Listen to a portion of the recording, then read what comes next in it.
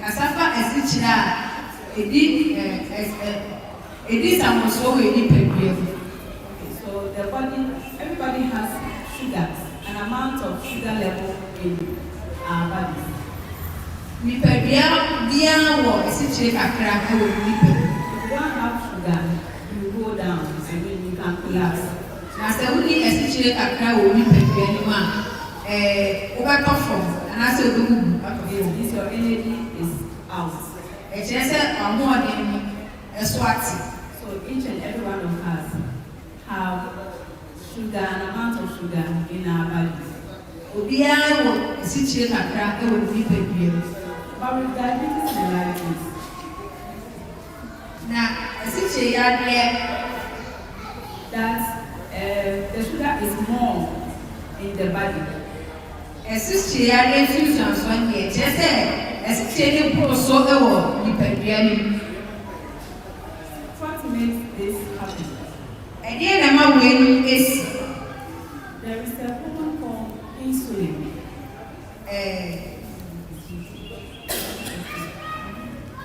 There were BBI friend insulin. It's in the body. I will depend. There is this organ called pancreas. There were a baby I will depend my friend pancreas. It's on the liver. That's so that pancreas produces that insulin. That pancreas and I did insulin never.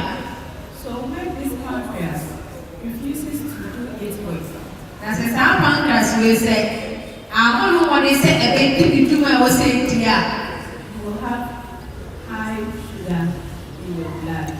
When you are a gross so old, because the insulin the pancreas produces works on the sugar. It's not insulin now, pancreas, no, and the first would do man, and the acid and I'm a situation so and I did man. So if the pancreas does not work, the insulin will not also work. Say pancreas, no, I need to know any man. Insulin is so any beer or so one may ask, how can we have sugar in our blood? Obi be kusa say e ba me send me wo etichire e wo egojam. It's due to the food we eat. Emiane na ye bi no na emiane na ye bi so na ma etichire no e ba yi ko be. The drinks we take. Adokodoko de na ya ye no no. There's sometimes more functioning of the pancreas. And I told the bia jumedi a won say pancreas ni na well. So we have types of diabetes. There were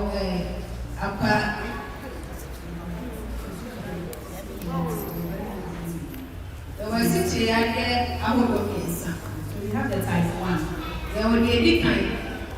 In this type of diabetes, the type 1 diabetes, the pancreas does not produce insulin. Pancreas or fat insulin, so it doesn't work on the sugar, in the blood. It's in a money now finding to my situation. So that is type 1. I don't know fine. And this type 1 diabetes. Now, as a chair, and our favorite was a chair. Mostly it affects children. A car, they are born with it. So it means the pancreas is not working. And which is a pancreas, and so such person will be on insulin. They will be injecting himself or herself with insulin. It is said also they are insulin a warning. So that the food you have eaten, the food will convert into the sugar, and the insulin works on it. The one you have injected will work on the sugar the food has produced.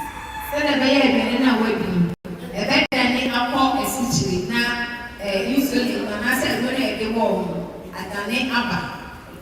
So that is that for type 1. And when you're fine. With the type 4 diabetes. Yeah, well, for the person you know, a friend, ɛsikyire yadeɛ ne type 2 anaa ɛtɔ so mmienu. Okay, so this type of diabetes, it produces the insulin, but it is not additive. Saa ɔfa wei deɛ insulin ɛde ne ba ɛfɛ. So the pancreas produces the insulin, but it is not enough for the body to use. Pancreas no ɛde insulin ɔma ɛba so ɛnɔɔso sɛ ɛtumi yɛ di dwuma.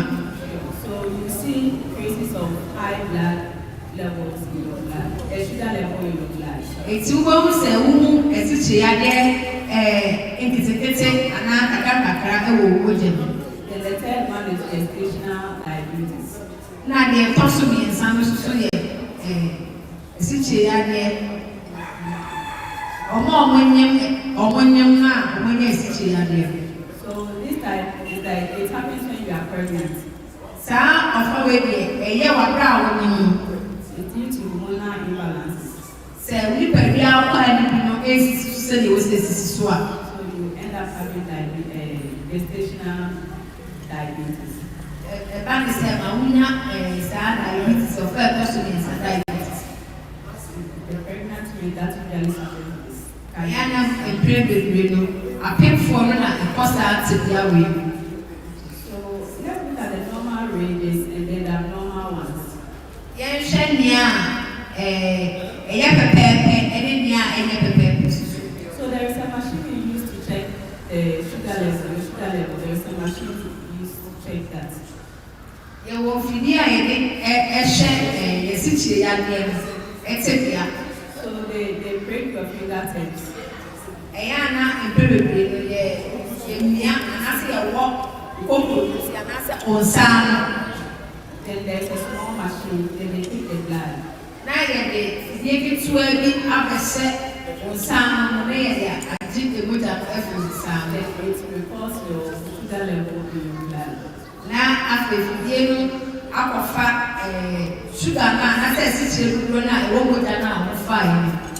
So in checking your sugar level, they will first ask you whether you are eating or not. Sɛ yɛba bɛhwehwɛ mogya mu a yɛbɛkusa sɛ wɔdidi anaasɛ wonnidi. Because if you are eating, there should be a level. Ɛsiane sɛ wɔdidi a ɛwɔ mpɛmpɛnsoɔ bi a ɛwɔ sɛ ebu. If you have not eaten, there should be a level. Ɛna sɛ wonnidi nso so a nso wɔ mpɛmpɛnsoɔ bi a ɛwɔ sɛ ebu. And some they will time you 2 hours after eating, they will check for you. Ɛna eduru mpɛmpɛnsoɔ bi so a ɛbɛka kyerɛ sɛ wonnidi wie a dɔwɔduru mmienu na yɛakyɛke ama. This very one they use for pregnant women mostly. Saa tebea wei deɛ ɔmo a ɔnyam no paa na yɛayɛtan ɛyɛ ma wɔn. So you go to the lab, they tell you bring glucose, then they cap. Eti sɛ wokɔ lab a ne aka kyerɛ sɛ glucose ɛne kuruwa ɛbra. So you first check your sugar on the fasting days. How Yɛbɛdi kan na wɔsikyire abere a wonnidi yɛ. then they will tell you eat. Na afei aka kyerɛ sɛ didi. That is to take the glucose. Wodi glucose na. Then 2 hours after taking the glucose, Dɔwɔre mmienu akyi abere a wɔadi glucose they will repeat the sugar. na ɔma saa ayɛ asikyire. Then they record these values. Na ɔma kyerɛkyerɛ saa figure na wɔn nyaayɛ no. I think they do it repeatedly for 4 times. They do it 4 times. Ɔmo yɛ toatoa so mpere na. They know where you are living. Na afei ɔmo hu baabi korɔ anaasɛ tebea a nkɔ. So when they do this and your sugar is high as a pregnant woman, Na sɛ ɔmo yɛ saa mpere na na sɛ ɔmo sɛ wɔsikyire yare kɔ so abere a wɔyɛ ɔpemfoɔ a. they will tell you are having gestational diabetes. Na ɔmo aka akyerɛ wɔ sɛ wunya anaa wɔnya gestational diabetes asikyire yadeɛ ɛwɔ ɔmo nyinsɛn mu. So you manage your accordingly. Na afei ɔmo ahyɛ sɛdeɛ a ɔwɔ sɛ ɔhyɛ wo. So with the fasting blood sugar, Kɛntɛm mogya kɔ so. the ones you have not eaten, if you have not eaten, we call it fasting. Sɛ wonnidi yɛ a yɛfrɛ no ntɛm. Like Wɔkyerɛw yɛ nkɔ. you have to get a the value. So the value should be between 3.9 to 5.6. So what we did now, which we young for number be our 7 3.9 to 5.6. I go see 5.6. So when they break you on an empty stomach, you are not eating. So what we did now say the fat was situated now. You should have this value. Also, to 5.6. 3.9 to 5.6. And also, you know, it means it is normal. I'm not just saying, but if you have not eaten, then you go beyond the 5.6. I said, what did he? And I said, oh, from 5.6 now. Oh, 5.6 now. Here again, they have to monitor you. So I'll say, yes, sure. So you're checking your sugar and the morning you eating like that. If she was sitting, a brand new pack in the bread.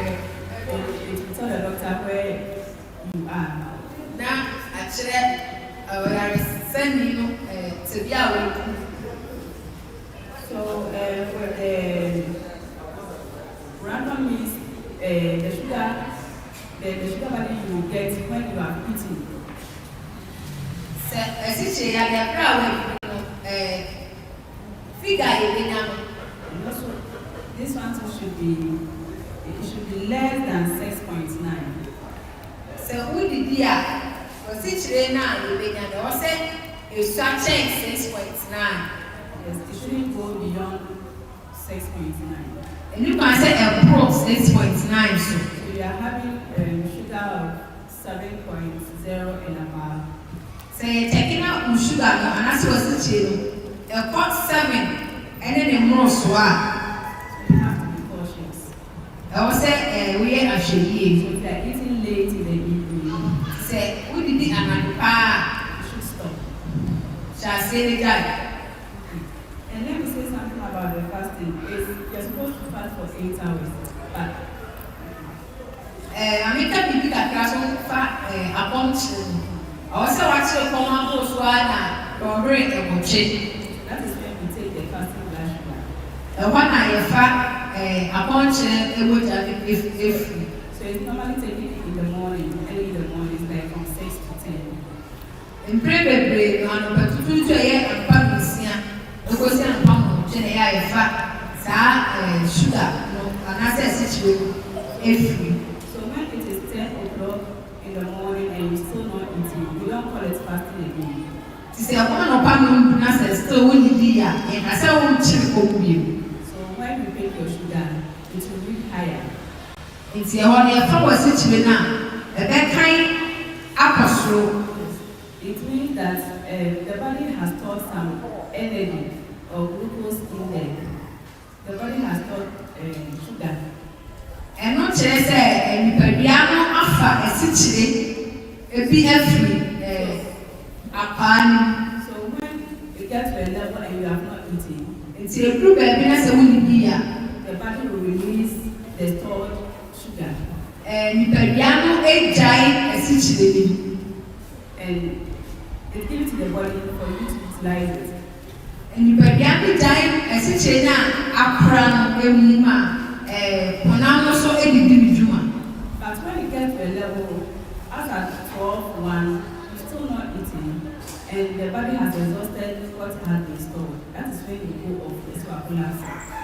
It is a crew, maybe 12 o'clock, and I said, well, do me, you know, still winning the year. Now, you pay the pan, a situation, a crown, or Jemma, Nipa, one of us, you soon be So that's what happened to anxiety. And not at all anxiety. So you take in sugar, To be a situation, gives you energy. not a normal thing. So it's instant, but it kills fast. And pretty one, and so the boom. So if you're having low sugar, it's more dangerous than the high sugar. It is a war, a situation for man. Who change the war, a situation. But the management of the low sugar is it's not much. It's just taking something sweet. Say yes, so a situation, I know a situation I work for. ɛnyɛ bibi kɛseɛ biara ɛno ano sɛ wode akɔkɔkɔkɔ de ama dɛdɛ ɛbɛsɔ ano. But with the high sugar, na emu mogya bosɔ ne deɛ. that one they have to be injecting you with insulin in order to bring the sugar down. This abere biara na the insulin aburo no ɛwɔwɔ nipadua mu. And before you get to the stage of coma, asa na wobɛduru coma no. it takes a long process. Ɛkyɛ yie anasɛ ɛfa ɛkwan tenten so ansa na wɔadu no. So it's hardly that you will die out of high sugar. Na ɛnyɛ yi sɛ wobɛdu ne ndakoso wɔ ɛsikyire mu so. Wobɛwu wɔ ɛsikyire mu so. It's hard. Ɛden sɛ ɛsikyire mu so wobɛwu. So with the random, the one you have eaten, your value should be more or less than 6.9, as I said. Sɛ wodidi a na yɛ kasa yɛfɔ wɔsikyire na ɛwɔ sɛ ɛsua ɛkɔ 6.9. So we have something called pre-diabetes. It means that you are not diabetic, but it's like you want to be diabetic. You want to move into the diabetes stage. It's called pre-diabetes. Yɛfrɛ biribi ɛsikyire. Pre afei na wobɛnya ɛsikyire yare. Waa wɔ asɛ wohyɛ fiifi. So your value is 5.6 to 6.9 for the fasting. Wosan nipa ne deɛ sɛ wɔkyerɛ kɔkɔ ɛyɛ 5.9. 5.6 to 6.9. 5.6 to 6.9. Abere a wɔkyerɛ kɔkɔ. Remember in the fasting we said the limit should be 5.6. But with this pre-diabetes, you are doing 5.6 to 6.9, almost 7. That's all than 50. The diabetes, so when you have diabetes, there's so much of I said, we are a 5.6. Now, how much would be a so much as 5.6 now? And you will be get one. I was 6.9. I just said, oh, 7.1. So, a diabetes, someone who is diabetic. So, you always see when you check the fasting level. So, we can come to Exodiana. The value is usually more than or equal to 7.0. In Previa, Diana, the value is 7.0. And I said approach. So when you have this value at the fasting level, it means you are diabetic. It said, oh, children, say, yes, 7.0 now, I said, no, so now. I don't say when you see children. Let's look at the causes and the risk factors. Yan Shania, a day, San Yomay, and necessity ever. Okay. Any excuse so. So on a healthy diet. A piania, what the young. So as I said, more carbohydrates. Starch and the So more carbohydrates, it will turn into sugar. And when you eat more sugar, you have more. If you eat more carbohydrates, you have more sugar in your blood. So only a situation, starch and the baby now. A done by a situation. Now, done by a situation, so I'm a situation. And the lack of exercise here in this condition. Set one traits in one And obesity. Set Also family history. A busia about 7. Then age. And I said, a mini. So with the age aspect, like as we grow, some parts of our body also grow. Yeah, can't a mini from now. Yeah, you can be so the way it used to function everywhere as our youthful age. Said the night is Susanna, prepare your farmers here and do not farm. When we grow, it diminishes. Yeah, you know, not so earth. Therefore, the pancreas will not produce enough insulin. And it's Emma pancreas, no eggs, me Emma, insulin, you will breathe. So this is age-related diabetes. So you can't do anything about it. Waiting here, a mini SHI, and they would mean a shade and family. So let's now look the signs and symptoms? Yen share instructions for any exercise. And there you will be. So if you are there, So because something for the urea, it means you need frequently. say don't so any intensive and I will do some intensive. But in produce, Baby, what was that baby? then you have conducive, it means excessive test. Test. You are always doing testing. You put for more water, you drink a lot of water. Said a brand new is common and I saw one was so very useful to thank them. Then there is polyphagia. It means you eat a lot. Now, I feel so a common so and I wouldn't be tempted. Then there is weight loss. Now also so empty. Pray, I was now 40. There is fatigue. They be an hour break. There is blood fishing here too. When you see your business, You have wounds that takes time to heal. a crew at all, a chapas and a grown. For a wound maximum, you should do like a week, final part a week. Your wound should heal. Say, be tower at our son, I watch it of the grown, it's you. But you see this wound taking a very long time, sometimes 1 month, 2 months, starting healing. A crow is in one, was about, was with you, and I said, it's the process of a grown. But this wound is a minor wound, something small. Make it not a crew. You should heal within 1 week. I was at China, watching not the grown. This one is too long. It's not a great hatchet. And vitamin D. Not China, and not a comes. You should check your sugar when you have such wounds. Says, or when you say one way was actually. Then you have tingling sensation. Now, the issue was So it's like a pin-like sensation. say, Fanny, what is a funny was that's a summary of Then your toes. You and have I said, online.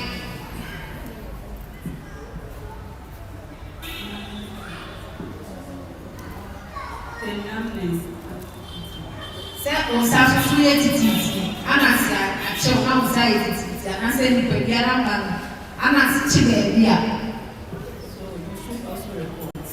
I said, so, oh my, I was so, oh my, I But basically, when you are having this, the excessive test, excessive hunger, then urinating frequently in large volumes, you should report to the hospital. Those are the classical signs of diabetes. and baby said, oh, you saw the baby, and I saw you some tented, you so tented. And I said, would the dish to the baby? I was said, who sang you away now with the game? Oh, I have something, oh, woman, and oh, pay a no son, and a mom.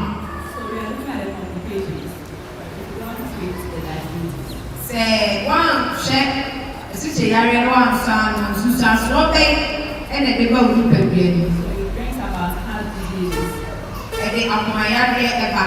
It brings about stroke. And the stroke so ever. It brings about kidney failure. Emma, who keep you so every. It brings about blindness.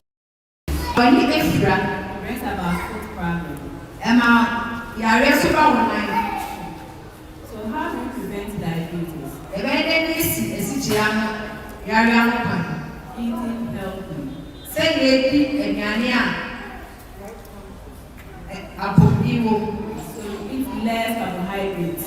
Say, ye starch, it's where The more vegetables. now ye be up to the brain. So one of my nutritionists said, we want to eat bamboo, we want to eat fufu, we want to eat kobe, we want to eat rice.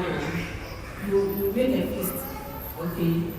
You make a feast, then you serve yourself according to your feast.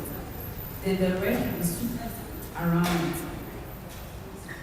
The young man in India now check and dear home as you say, Emma, yes, I say, who ready here?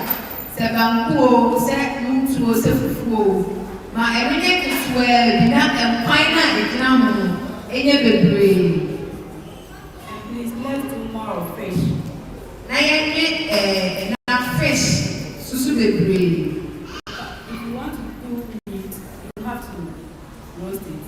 Sɛ wopɛ sɛ wowe mojanam susu a ɛyɛ amɛsɛsɛ wobɛtoto. Drain the fat from it. Wototo a ɛma saa ne de wɔ mu bebree efiri mu. Because when you are eating or when you are taking soup and then you realize that after taking the soup there is this fat around your fingers. Sɛ wodi nkwan na sɛ wodi nkwan no bi na wo sɛ sradeɛ ɛtaretare wo nsa ho anaasɛ wo nsa akyi a. It means there is cholesterol in that meat. Na ɛno kyerɛ sɛ na cholesterol anaasɛ sradeɛ bebree ɛwɔ saa ɛnam no mu. So when you continue taking this meat, Na wokɔ so ara we saa mojanam yi a it tends to diabetes and you don't have this stroke and other things. ɛdane ma wotumi bɛnya asikyiradeɛ ɛma ɛnam so ma wonya stroke efiri mu. So you do regular exercise. Mprempren biara so ɛyɛ a tenten wɔpo. The sugar is high in your blood. Asikyiradeɛ no ɛdɔɔso wɔ You burn some out. ɛwɔ sɛ So you do exercise. nti wotenetene wɔpo a You take away some of the excess sugar.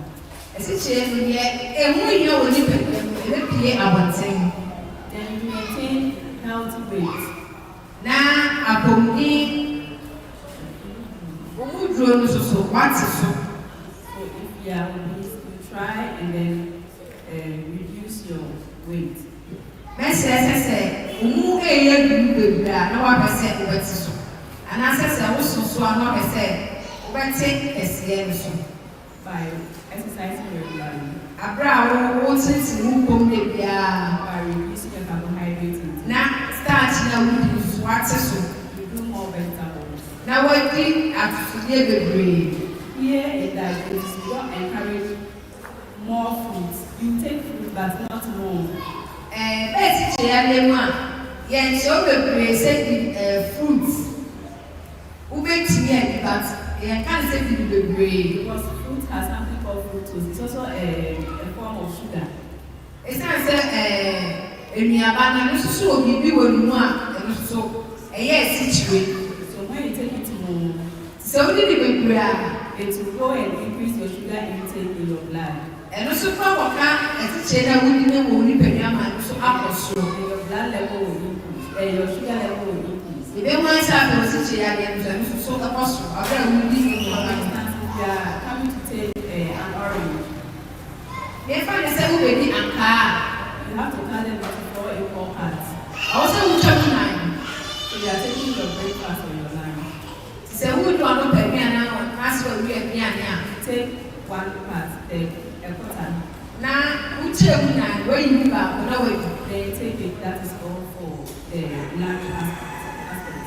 Sɛ ɛyɛ aduane a wokyerɛ mu fo a na wayi baako wadi bi awie na wadi agu so. If you want to take banana, Wopɛ sɛ odi bagu so a the local one is okay, but don't take it too much. yɛayɛ deɛ no deɛ ɛyɛ but ɛni ne bebree. A finger or 2 is okay. Sɛ dua baako anaa Finger, like nsa baako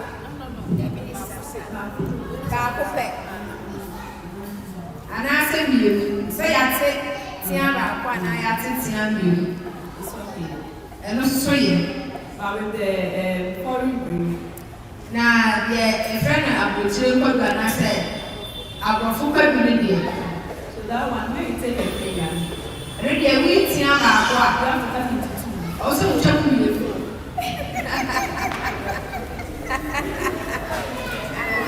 Àwọn tí ẹ gbé sùn 5566 5566. Oh, this is for those with diabetes. Bàtúrà sí wei yɛ ɔmo a ɔmo asikyire yareɛ no. But if you don't have diabetes, Na ebom sɛ wodi asikyire yareɛ no yɛ a you can eat, but don't eat it too much. wobɛtumi adi so ɛni ne bebree. So this goes for those with diabetes. Ɔmo a ɔmo asikyire yareɛ no ɔmo na odi aborɔfo kwadu no a otwa mu mmienu na ɔdi fa. Okay, so all the food contains protein, so don't eat it that much. For those having diabetes. And that it will increase your sugar level. And you are very now a situation that I will see a little bit. Emma was sitting so impossible. You can do. Then you avoid sugary foods. Now, what diet is situation and suit? So the drinks. I don't know The Fanta, the Coke. Fanta, Coke. You have to avoid them. I was saying now, who died? And then the late eating. And I'm going to be so once you die, After eating, you go and sleep, no exercise. We are not going to much of person. So the body doesn't use the food you have eaten. A person in Piano, a piano being offended to the child to one end to other. So you see excess of sugar especially in your blood. Once a situation with the egg and You can't take the sugar, they say it is high. oh, what was it? They say a possible. Meanwhile, you are not diabetic. Make a so only a situation. Because you ate late in the evening or night. And so, as I said, we need another and Check your sugar 6 a.m. we shall sit here and come and see. It was high. That I was so Like 7. not a possible and so. So that you don't put your medication at once. And see, if I want to a grocery and bring one. That one, we have to educate you with your lifestyle, your eating habits. Then we educate you, you come again, we monitor you before you know what to do for you. I want to buy a show now. That's a near Casacho. They are probably say a lower to a grocery. So how do you manage diabetes? A very so with our Zonal. Diabetes cannot be cured. And with our Zonal, it means prayer every baby. Diabetes cannot be cured. Yet me answer a situation every baby. It can be managed. They will let me ask someone. So we use lifestyle modification. The dada sitting muno and I saw We use medications and then or insulin. a enroll and I said, Pania, Ewa, a son. So we do regular checkups with your doctors. That day, you know, so local and Sabia. Then you monitor your sugar frequently. Now, I was swapping with situations so a grandma. So my final message here is A massive chapter will say, diabetes can be managed. you get me a song, situation. Early detection is important. Say a penny in Tama, and I wouldn't tell my medium. Healthy lifestyle saves lives.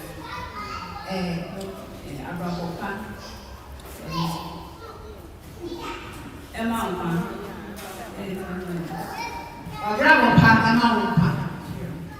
So that is the end of this session. It was always So the dear Pama is a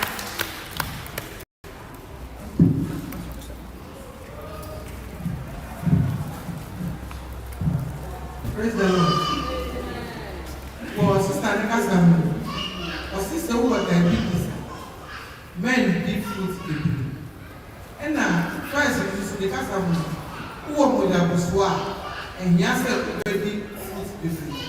Now, so who are Modabuswa diabetes.